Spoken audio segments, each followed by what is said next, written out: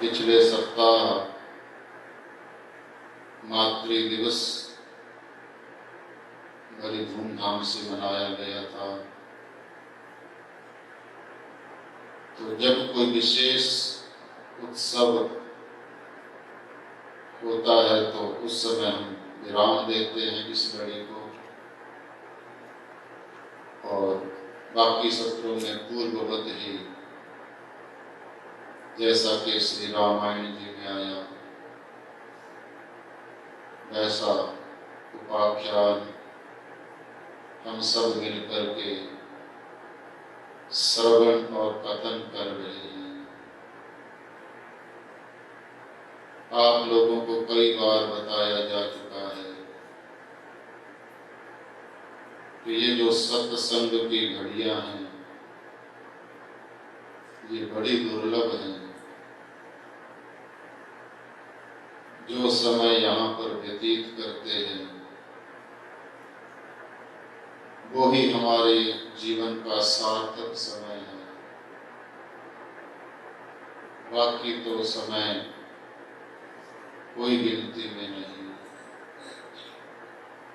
और प्रभु श्री राम के चरित्रों का जो यथार्थ रूप है,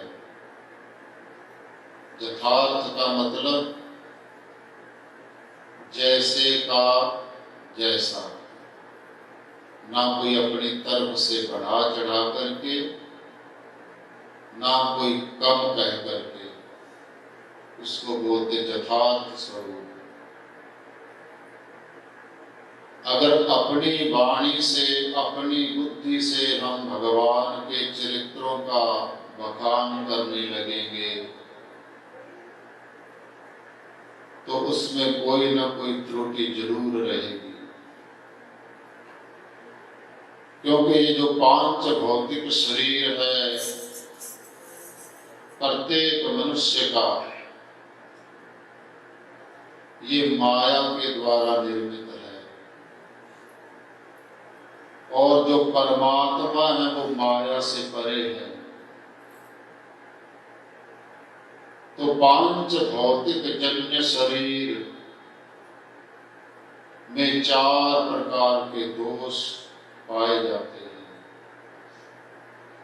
सब में, किसी में कम किसी में ज्यादा, लेकिन वो दोष रहते हैं जब तक भगवत प्राप्ति ना हो जाए। जब भगवान की प्राप्ति हो जावे तो फिर सारे के सारे दोष स्वतः ही चले जाते हैं। कौन कौन से वो चार दोष? भ्रम, पहला दोष है भ्रम, दूसरा है प्रमाद, तीसरा है विप्रलिप्सा, और चौथा है करुणापाटव। ये चार दोष ऐसे हैं जो प्रत्येक व्यक्ति में पाए जाएंगे। जब तक भगवत प्राप्ति ना हो जावे, चाहे वो कोई हो, उसमें ये चार दोष रहेंगे। इनका मतलब क्या? भ्रम का मतलब उल्टा ज्ञान। चीज कुछ है, भ्रम कुछ हो जाता है। जैसे रस्सी में सांप का भ्रम हो जाना।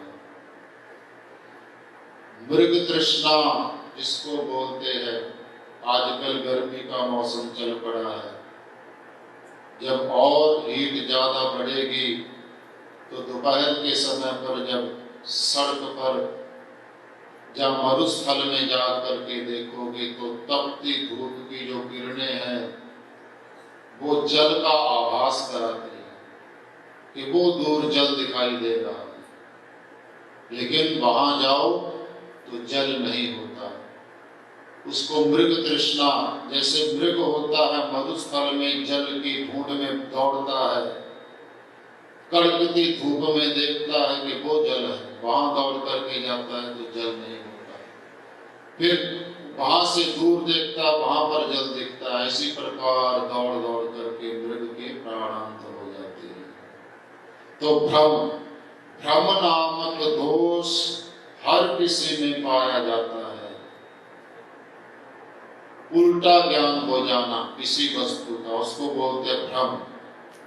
दूसरा है प्रमाद।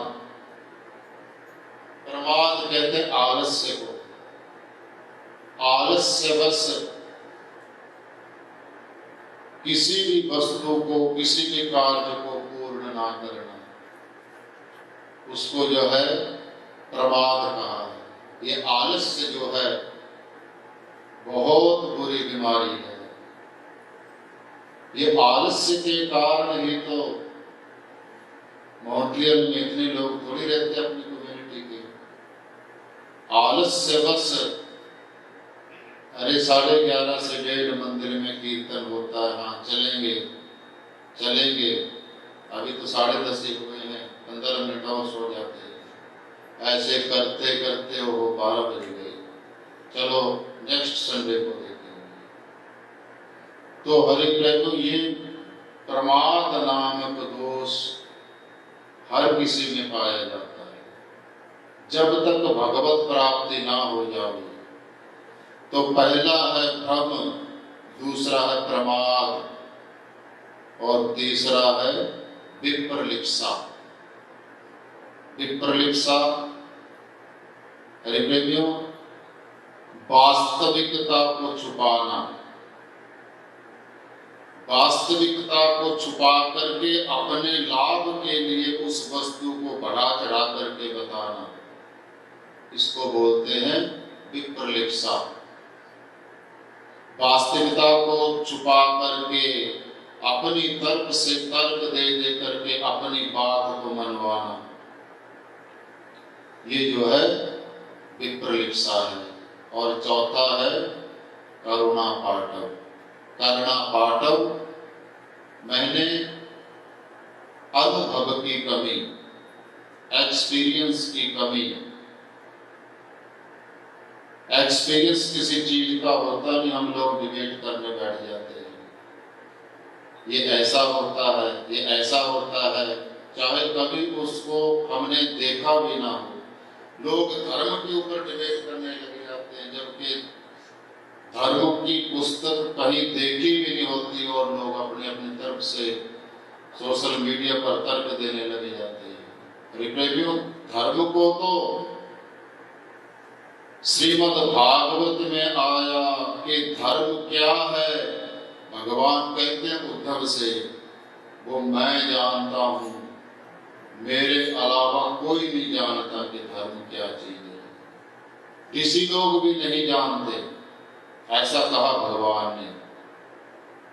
लेकिन जो शास्त्रों में लिखा है उसी पर चलो।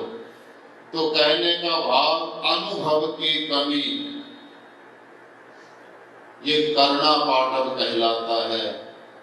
तो ये 4 दोष प्रत्येक मनुष्य में पाए जाते हैं, वो चाहे कोई भी हो, आप जैसा साधारण व्यक्ति हो या उच्च कोटि का विद्वान हो, उसमें भी वो 4 दोष रहेंगे जब तक उसको भगवत प्राप्ति ना हो जाए। तो इसलिए 4 दोषों को अपने अंदर महसूस करते हुए, अपनी तरफ से कुछ भी न कहते हुए, जो श्री रामायण जी में तुलसीदास जी महाराज ने लिखा, वही बात आप लोगों को हम बताया करते हैं। तो तुलसीदास जी की बात क्यों बता रहे हैं? क्योंकि वो माया से परे हो चुके हैं, उनको भगवत प्राप्ति हो चुकी है। श्री राम ने प्रत्यक्ष दर्शन दिए हैं। जब श्री राम प्रत्यक्ष दर्शन देंगे किसी को भी दे, तो उसके वो सारे समस्त दोष तत्क्षण समाप्त हो जाएंगे। तो इसलिए महापुरुषों की वाणी पे कोई डाउट नहीं करना कभी भी, और सांसारिक मनुष्य की वाणी पर पूर्ण विश्वास कभी मत करना। तो हरि प्रेमियों, प्रसंग चल रहा था जगत के नियंता प्रभु श्री राम महर्षि विश्वामित्र जी के यज्ञ की रक्षा के लिए महर्षि विश्वामित्र जी के साथ राज सुख का त्याग करके आए हैं जंगलों में। जो दुष्ट लोग हैं, राक्षस लोग हैं, उनको जो है दंडित किया था। जो धर्म के मार्ग में जो है अवरोध पैदा कर रहे थे, ऐसे उद्दंडियों को दंड दिया था। तो यज्ञ की रक्षा करके जो है ऋषियों को निर्भय बनाया था और ऋषियों ने अनेकों आशीर्वाद प्रदान किए थे। प्रभु श्री राम को विद्याओं का दान दिया था। तो इस प्रकार उस मनोरम वन में प्रभु श्री राम अपने लघु भ्राता श्री लक्ष्मण जी के साथ ऋषियों की कुटिया में निवास कर रहे हैं। और एक दिन की बात है कि विश्वामित्र जी महाराज ने प्रभु श्री राम से कहा कि राम, यहाँ कुछ ही दूरी पर राजा जनक की नगरी है, जो बड़े धर्मात्मा राजा हैं। उनकी पुत्री का स्वयंवर है। देश विदेश के राजकुमार उस स्वयंवर में भाग ले रहे हैं। मुझे भी निमंत्रण आया है, तो क्या आप उस स्वयंवर को देखने के लिए चलोगे श्री राम? हरिप्रेमी, जैसे मैंने पहले भी बताया कि बहाना कुछ और होता है, लीला कुछ और दिखाई जाती है। कारणेन विना कार्यं न विद्यते कदाचन। बिना कारण के कोई भी कार्य नहीं होता, ये सिद्धांत है, ये सूत्र है। कारणेन बिना कार्यं न विद्यते कदाचन। परमात्मा की हर एक लीला में कोई ना कोई रहस्य छुपा हुआ है। बिना कारण के कोई भी कार्य नहीं होता दुनिया का। यहां तक आया कि मंदोपीन प्रवर्तते। एक घोर से घोर मूर्ख व्यक्ति भी बिना कारण के कुछ नहीं करता। हम सोचते हैं कि ये मूर्ख व्यक्ति हंस रहा है, वैसे ही हंसे जा रहा है। नहीं, उसके पीछे भी रीजन होता है। हम यहाँ आए हैं, इसके पीछे भी कारण है।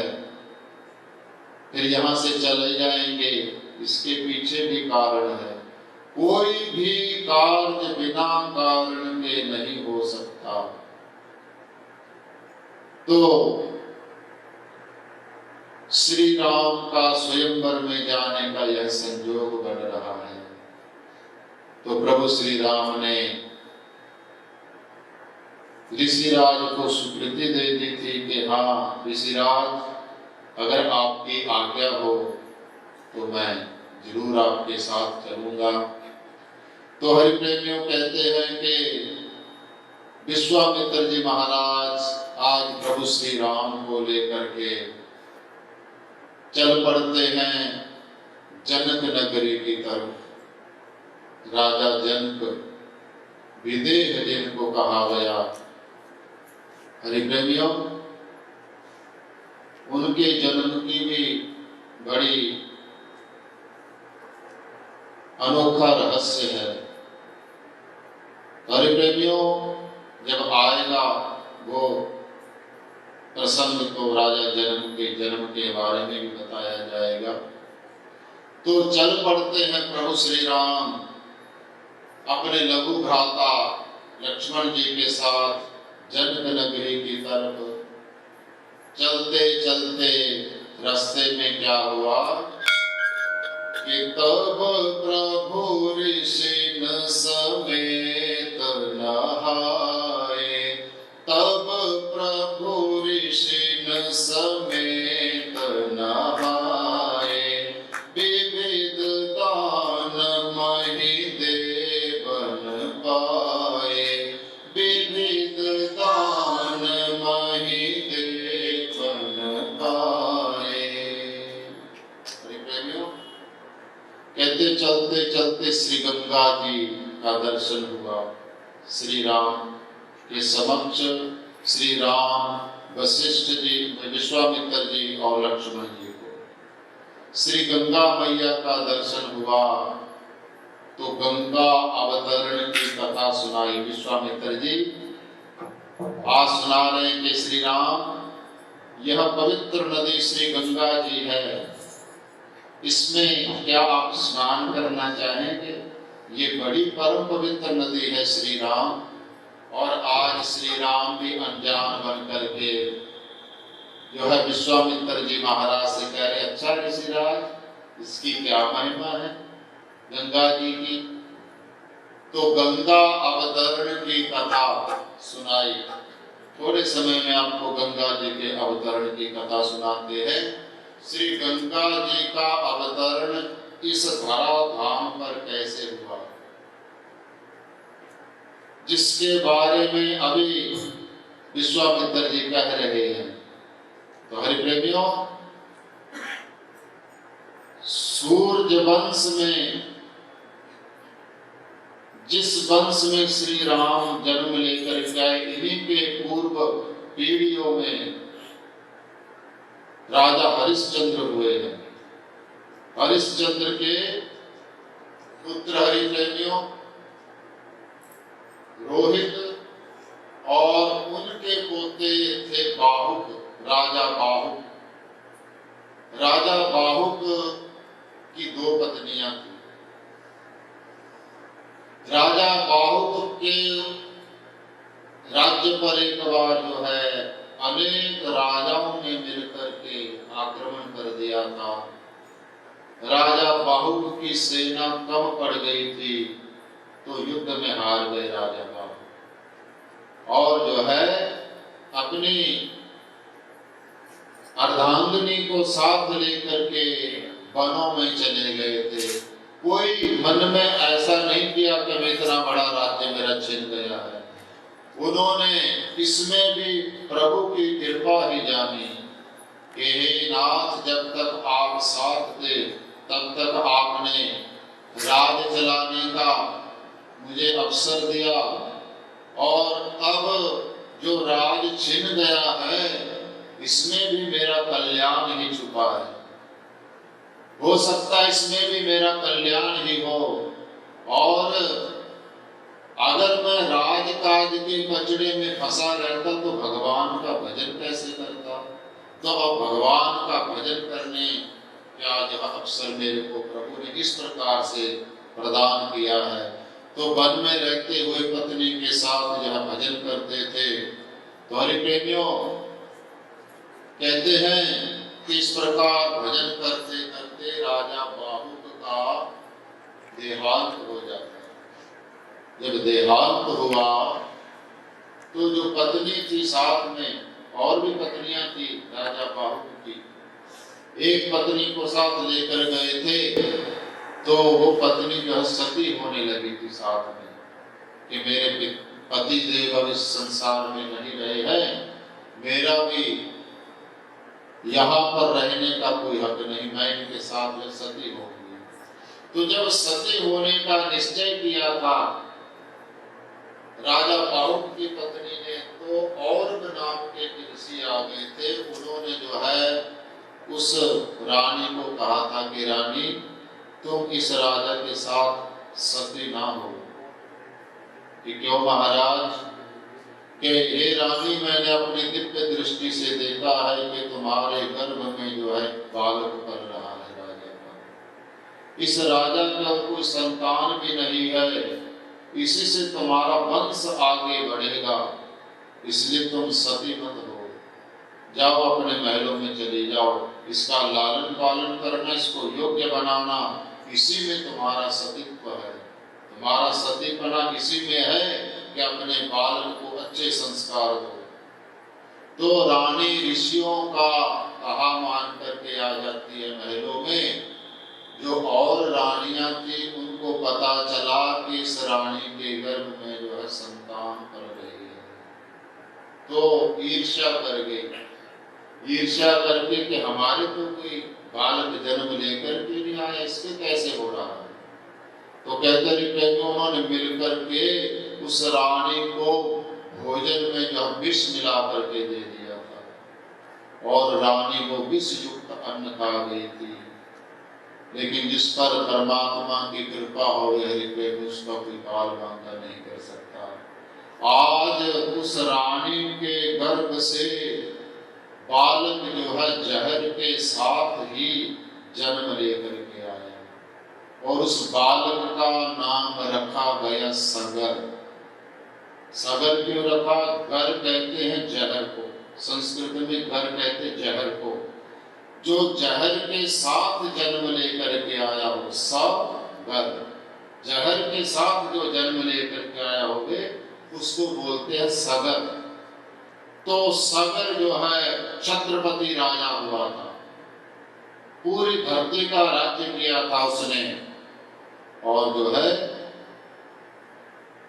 राजा सगर ने अपने जीवन में अश्वमेध यज्ञ करने प्रारंभ किए। 99 अश्वमेध यज्ञ कर डाले राजा सगर ने। और जब 100वां यज्ञ कर रहे थे तो इंद्र को जो है डर लगा, ईर्ष्या हुई कि अगर ये, क्योंकि शास्त्र का लेख है, अगर कोई 100 अश्वमेध यज्ञ कर देवे तो इंद्र का पद पाने का अधिकारी हो जाता है मनुष्य, इस मनुष्य लोक का कोई भी प्राणी। तो इंद्र ने सोचा कि कहीं मेरी कुर्सी ना छीन लेवे। तो आज इंद्र जो है क्या कर रहा है, अश्वमेध यज्ञ में घोड़ा छोड़ा जाता था। यज्ञ का एक घोड़ा छोड़ा जाता था, वो प्रत्येक राजा के राज्य में जाता था। और कोई राजा अगर उसको पकड़ लेता तो उसको युद्ध करना पड़ता था। और जो है अगर नहीं लड़ता था तो राजा की अधीनता वो स्वीकार करता था। तो इस प्रकार जब समस्त राजाओं पर विजय पा लेता है कोई, वो भी अश्वमेध यज्ञ करने का अधिकारी भी होता है। ऐसे अश्वमेध यज्ञ नहीं किया जाता, पूरे संसार पर विजय प्राप्त करनी पड़ती है, फिर जाकर के अश्वमेध यज्ञ किया जाता है। तो राजा सगर के भी 2 रानियां थी। एक रानी के गर्भ से एक पुत्र का जन्म बताया और दूसरी रानी के गर्भ से 60,000 पुत्र जन्म लेकर के आए थे। तो वो 60,000 पुत्र उस घोड़े की रक्षा में पीछे चल रहे थे। तो इंद्र ने क्या किया कि वो घोड़ा जो यज्ञ का था वो चोरी से ले जा करके कपिल मुनि के आश्रम में बांध दिया। कपिल मुनि के आश्रम में बांध दिया। सगर के 60,000 पुत्र जो घोड़े की रक्षा कर रहे थे, देखा यज्ञ का घोड़ा नहीं है। हर कहीं ढूंढ मारा पृथ्वी पर, कहीं घोड़ा नहीं मिला।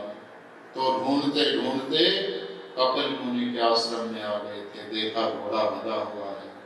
और कपिल मुनि को जो है भला बुरा कहने लगे, संतों को जो है अपमान युक्त शब्द बोल रहे हैं कि देखो कितना ढोंगी ढोंग रचा रहा है, यज्ञ का घोड़ा भी ले गया और अब जो है जब हम आए हैं तो ये समाधि लगाने का जो है पखंड कर रहा है, अब इसका पखंड निकालो, ऐसा करो ऐसा करो। जब शोरगुल्ला सुनाई दिया तो कपिल महाराज की समाधि खुली।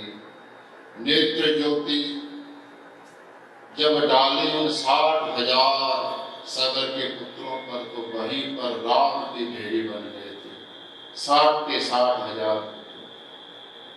जब बहुत समय हो गया, राजा सगर को इंतजार करते कि यज्ञ का घोड़ा नहीं आया है, तो राजा सगर का जो पोता था अंशुमान, राजा सगर का जो एक रानी से पुत्र जन्म लेकर आया था, उसका नाम था असमंजस। असमंजस ने जो है संन्यास जीवन ग्रहण कर लिया था। जब संतान हो गई थी उसके, वो जंगलों में भजन करने चला गया था, उसने राजगद्दी को स्वीकारा नहीं था। तो उसका बेटा था अंशुमान। तो सदर ने अपने पौत्र अंशुमान को कहा, बेटा तुम्हारे काकाओं को गए हुए, तुम्हारे चाचाओं को गए हुए बहुत समय हो गया, जाओ बेटा जरा पता करो क्या बात है। तो अंशुमान को बहुत समय हो गया था ढूंढते हुए। जब कपिल मुनि के आश्रम में पहुंचे थे तो देखा सांप की ढेरियां पड़ी हैं। समझ गए अंशुमान कि लगता है इन्होंने संतों की जो है कोई अपमान किया और संतों के शाप बस ये मृत्यु को प्राप्त हो गए। तो आज अंशुमान ने कपिल मुनि से विनती की थी, महाराज क्या ये मेरे ही पूर्वज हैं? कि हाँ बेटा, इन्होंने अपराध किया था और अपराध का दंड इनको मिला है। महाराज इनका उद्धार कैसे होगा? क्योंकि जो शाप से जिसकी मृत्यु होती है, अपमृत्यु वाला तो गति नहीं पाता है। तो महाराज इनकी गति कैसे होगी? कि गति तो एक ही कारण से हो सकती है, अगर भगवान नारायण के चरणों की धूमन श्री गंगा जी का स्पर्श हो जावे इनको, तो जो है ये मुक्त हो सकते हैं। तो गंगा जी उसमें ब्रह्मलोक में थी उस समय हरि प्रेमियों। तो अंशुमान को बताया था किस प्रकार गंगा जी आएंगी। तो तपस्या में लीन हुआ अंशुमान। अपने पितरों का उद्धार करने के लिए परम कर्तव्य बनता है हमारे पितरों का हम उद्धार करें। गृहस्थ जीवन में प्रवेश किया है तो पितरों का ऋण चुकाने से कभी पीछे मत हटना। हरि प्रेमियों, उसी पितृकर्म के ऋण से उऋण होने के लिए ही पिछले कुछ सप्ताहों से मंदिर कमेटी की तरफ से एक निर्णय लिया गया कि संभवतः जून के महीने के अंतिम दिनों में श्रीमद् भागवत सप्ताह यज्ञ यहाँ पर किया जाए और जो भी अपने पितरों की मुक्ति के निमित्त वह श्रीमद् भागवत की पोथी रखवाना चाहते हैं। दिलीप के बेटे हुए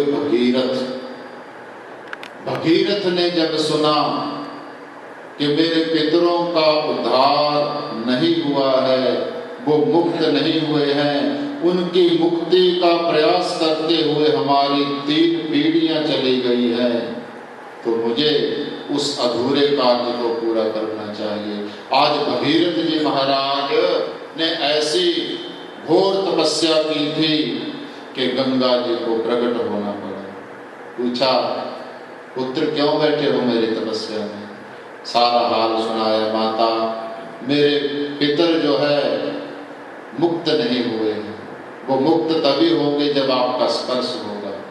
माता कृपा करिए, आप ब्रह्म लोक छोड़ करके मृत्यु लोक में आइए ना। तो गंगा जी ने कहा था, बेटा मैं तुम्हारी तपस्या से प्रसन्न हूँ, मैं पृथ्वी पर आने के लिए भी तैयार हूँ, लेकिन मेरा वेग इतना ज्यादा है, मेरे वेग को रोकेगा कौन? अगर मैं सीधा ब्रह्म लोक से पृथ्वी पर आकर के गिरी तो मैं रसातल को चली जाऊंगी, पृथ्वी को फाड़ करके। तो उसका कोई बंदोबस्त करते हो तो मैं आने को तैयार हूं। तो भगीरथ जी महाराज ने भगवान शंकर का तप किया था और भगवान शंकर को प्रसन्न किया था। भगवान शंकर ने आज्ञा दे दी थी गंगा जी को कि आप मेरी जटाओं में जो है अवतरण कीजिए अपना, और जो है मैं जटाओं से फिर आपको पृथ्वी लोक पर छोड़ दूंगा। तो गंगा जी जो है भगवान शंकर के शीश पर आई और भगवान शंकर ने कृपा करके एक रास्ता दिया गंगा जी को पृथ्वी लोक पर आने का। तो भगीरथ जी आगे आगे शंख बजाते हुए उसी स्थान पर पहुंचे थे, कपिल मुनि के आश्रम पर, और गंगा जी का जब स्पर्श हुआ उन राख की ढेरियों का, तो वो दिव्य रूप को प्राप्त होकर के 60 के 60,000 सगर के पुत्र विमानों पर बैठ करके देवलोक को चले गए थे। ऐसी श्री गंगा जी की महिमा है। ये गंगा जी पानी नहीं है, ये स्वयं भगवान नारायण की अंगीभूत है। आपको पहले भी बताया गया कि शरीरी से शरीर का अंग भिन्न नहीं होता है। भगवान नारायण के चरणों की धोवन है। श्रीमद् भागवत में बताएंगे कि कैसे चरणों की धोवन है ये। तो भगवान का चरण स्पर्श किया हुआ जल है श्री गंगा जी, जो परम पवित्र है। आया गंगा जी के बारे में कि गंगा गंगेति यो ब्रूयात् योजना नाम शतैर्पि मुच्यते सर्व पापेभ्यो विष्णु लोकम स गच्छति। आपने श्री गंगा जी का कभी दर्शन भी नहीं किया, कोई बात नहीं। आप गंगा जी में कभी गए भी नहीं, हजारों मीलों की दूरी पर बैठे हैं। तो आया गंगा गंगेति यो ब्रूयात्। आपने कभी गंगा जी में स्नान भी नहीं किया, कभी गंगा जी का पान भी नहीं किया, कभी गंगा जी का दर्शन भी नहीं किया, लेकिन मुख से गंगा गंगा बोल दे ऐसा कोई। गंगा गंगेति यो ब्रूयात् योजना नाम शतैर्पि। योजन में 4 कोस होते हैं। सैकड़ों योजनों दूर बैठा गंगा का ध्यान करके गंगा गंगा जो कह देता है, मुच्यते सर्व पापेभ्यो विष्णु लोकम स गच्छति। सभी पापों से मुक्त होकर के वैकुंठ लोक का वासी बन जाता है। ऐसी श्री गंगा जी की महिमा है। जिस श्री गंगा जी में विश्वामित्र जी महाराज स्वयं जिनके चरणों की धोवन है। श्री राम कौन है?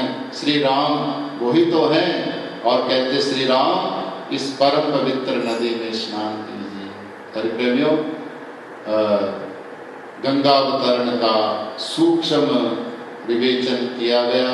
समय का अभाव रहता है हमारे पास, और समय का अभाव होने के कारण बाकी का प्रसंग जो हम अगले रविवार को देखेंगे।